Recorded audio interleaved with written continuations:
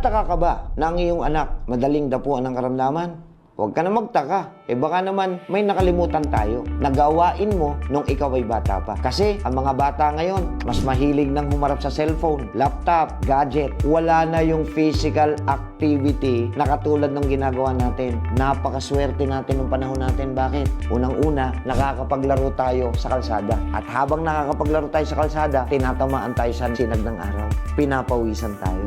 Dahil pinapawisan tayo, ang lakas nating uminom ng tubig. At dahil pagod na pagod tayo sa maghapong paglalaro sa kalsada, maaga tayong inaantok, natutulog tayo na maaga. Nakakatuwa pa yung mga nanay natin, nagluluto sila ng masarap at masustansyang pagkain. Nakuha nyo? Itong 5 na ito ay mga disiplina na libre na hindi na nagagampanan ng mga bata ngayon. Kung mahal mo ang iyong anak, turuan natin sila ibalik ang mga nakakamiss nating gawain para maging healthy rin sila. At sa mga nais pa na magkaroon